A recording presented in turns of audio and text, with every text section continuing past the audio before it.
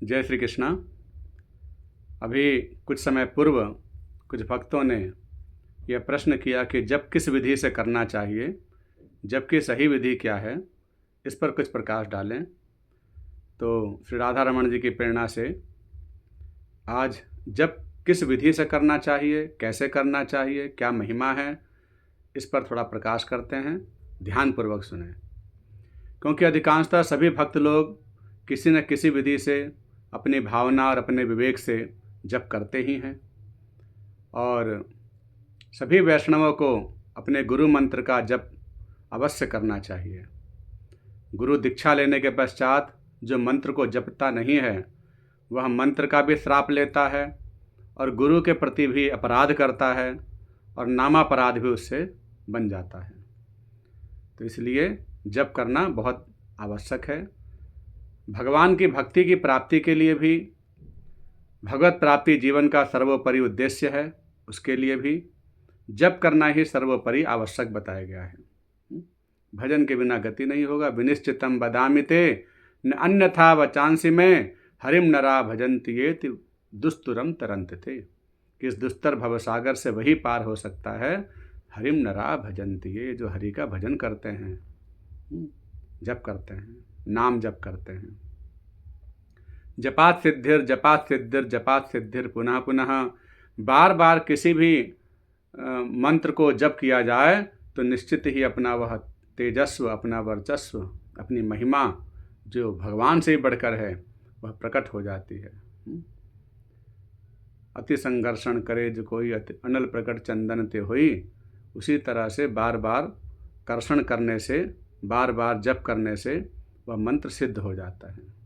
मंत्र के अधिष्ठात्र देवता की हम पर कृपा प्राप्त हो जाती है।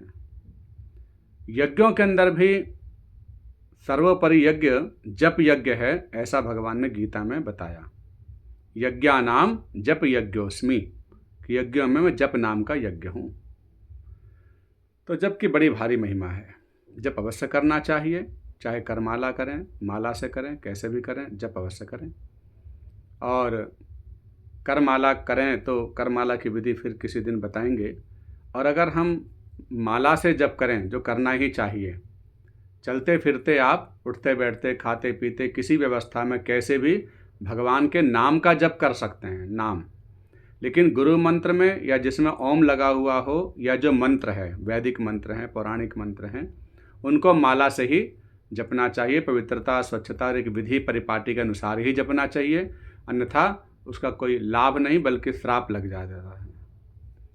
तो मंत्र को हमें माला से जपना चाहिए। बल्कि ज़्यादा रहस्यात्मक और बारीकी में जाएं तो हर मंत्र के अलग अलग मालाएं भी बताई गई हैं। जैसे भगवान शिव के लिए रुद्राक्ष की माला श्रेष्ठ है, नारायण विष्णु मंत्र, राम जी, कृष्ण जी, इन सब के लिए तुलसी की माला सर्वश्रेष्ठ बताई गई है। और देवी माँ की प्रसन्नता के लिए कमलगट्टे की माला है, तो ज़्यादा प्रशस्त है। और बगलामुखी देवी के लिए हल्दी गांठ की माला है। तो कोई पुत्र प्राप्ति के लिए शंख पुष्पी की, जीवित पुत्रिका की माला है। और विद्या प्राप्ति के लिए स्फटिक की माला है। धन धान्य ऐश्वर्य की प्राप्ति के लिए लाल चंदन की माला है, कमलगट्टे की माला है, ऐसे ऐसे करके। लेकिन रुद्राक्ष की माला पर सभी मंत्रों को किया जा सकता है। और तुलसी मंत्र पर केवल विष्णु मंत्र करना चाहिए। गणेश जी का खासकर मंत्र नहीं जपना चाहिए। गणेश जी का मंत्र जब करना हो तो रुद्राक्ष की माला से ही करें। रुद्राक्ष की माला से सबको प्रिय है, सभी का जप किया जा सकता है। वैष्णवों को चाहिए कि वो तुलसी की माला से ही अपने ठाकुर जी का मंत्र जप करें। जप कैसे करें? तो सबसे पहले हम एक आसन पर बैठें पवित्रता के साथ, और सुखासन पे मुद्रा पर बैठ करके, पद्मासन मुद्रा, सुखासन मुद्रा पर बैठ करके मस्तक पर तिलक लगाएं। शिखा हो तो शिखा ग्रंथि अवश्य करें।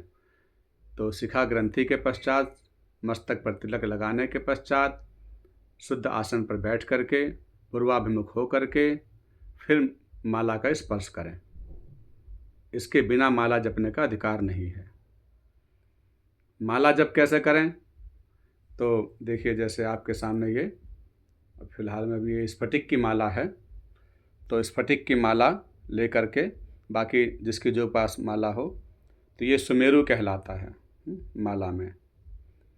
और अनामिका उंगली, ये रिंग फिंगर वाली अनामिका उंगली पर माला रखनी चाहिए। और गोमुखी आती है ना जो कवर वाली, तो इस तरह से गोमुखी जो होती है उसके अंदर माला करके करना चाहिए।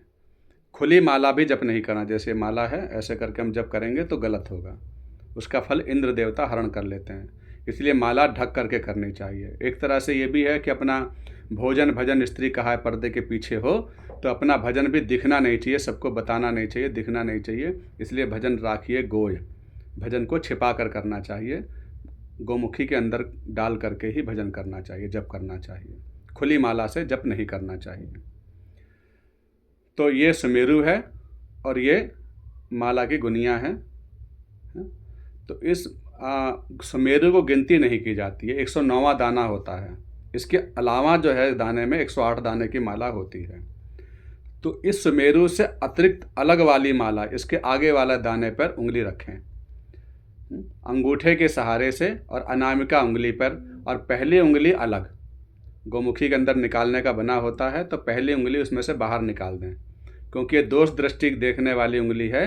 इसलिए इसका तर्जनी उंगली का माला से स्पर्श नहीं होना चाहिए।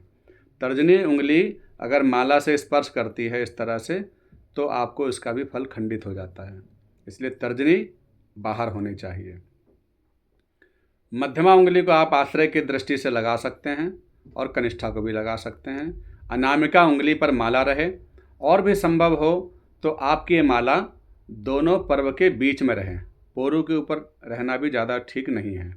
ये जो पर्व होते हैं ना 12 पर्व, तो ऐसे ही जो पर्व है तो मध्यमा अनामिका के बीच वाला जो पर्व है उस पर अगर माला रहती है तो और अच्छी बात है।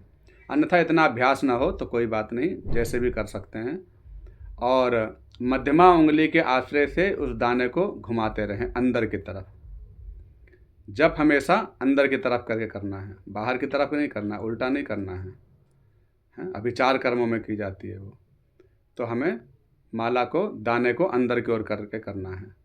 तो सबसे पहले हमें सुमेरु से अगले वाले दाने पर अंगूठा रखें, मध्यमा उंगली का स्पर्श करें बराबर में, पहली उंगली बाहर रखें और एक बार मंत्र पढ़ें, जैसे हरे कृष्णा कृष्ण कृष्ण हरे हरे, हरे राम राम राम हरे हरे, ये बोल करके आप एक दाना अंदर करेंगे।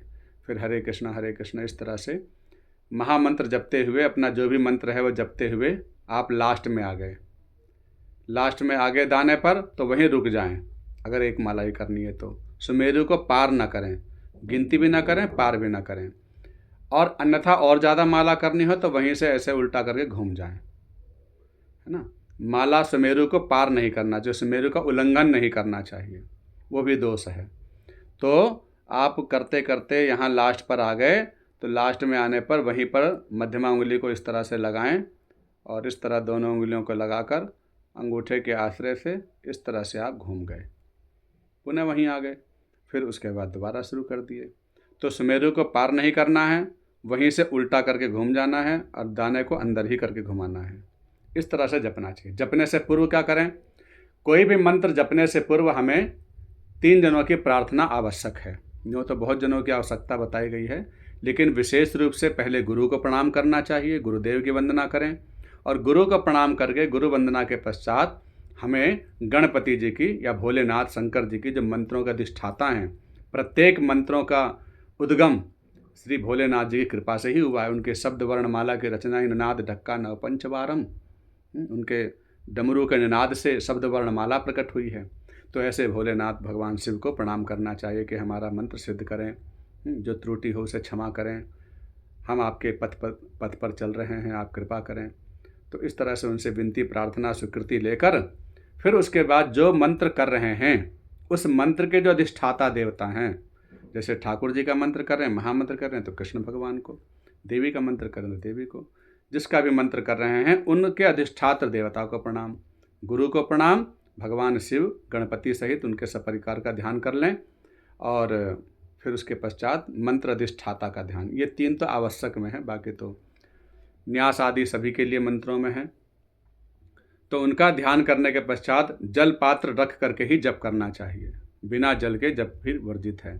तो जल पात्र रखें और उस जल में से एक बूंद जल, थोड़ा सा जल अनामिका उंगली से ही इस सुमेरु पर लगा दें।